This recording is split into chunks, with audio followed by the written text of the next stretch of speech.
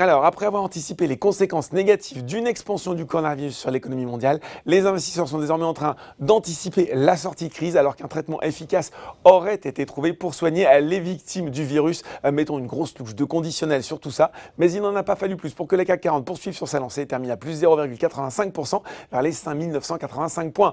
Aux États-Unis, on a pu compter sur les chiffres solides de l'enquête ADP. Elle a fait ressortir la création de 291 000 postes en janvier, bien au-dessus du consensus qui tournait autour de 160 000. De bon augure avant les chiffres officiels qui seront publiés vendredi. Côté indice, le Dow Jones progresse de 1,1% à 17h45 et le Nasdaq de 0,25%. On notera toutefois quand même la dégringolade de Ford, moins 9,8% après une lourde perte trimestrielle et des perspectives 2020 pessimistes. Et puis toujours dans l'auto, toujours aussi volatile, Tesla en baisse aujourd'hui, moins 12,6%.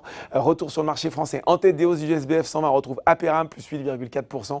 Le spécialiste des aciers inoxydables a pourtant annoncé un résultat net divisé par 2 en 2019, mais il a fait mieux que prévu au quatrième trimestre avec un excédent brut d'exploitation de 85 millions d'euros au-dessus des attentes des analystes qui étaient à 81,7.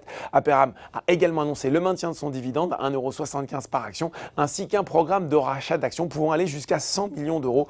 Derrière, on retrouve Europcar, Mobility Group, Worldline et Air France KLM. Et puis sur le CAC 40, ce sont les financières Crédit Agricole et Société Générale qui étaient bien orientées, tout comme ST Micro. Du côté des baisses, cette fois-ci, Quadient subit des prises de bénéfices devant Eutelsat. Il faut dire qu'Exane BNP Paribas a abaissé sa recommandation de surperformer à neutre avec un objectif de cours descendu de 20 à 13 euros. Autre repli, autre ajustement d'analyse, cette fois c'est pour M6, c'est Citigroup qui a légèrement abaissé son cours cible de 16 euros à 15,10 euros.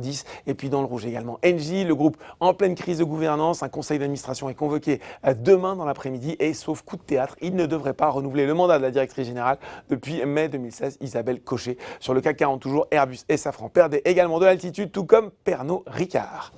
Voilà, c'est tout pour ce soir. En attendant, n'oubliez pas, tout le reste de l'actu éco et finance est sur Boursorama.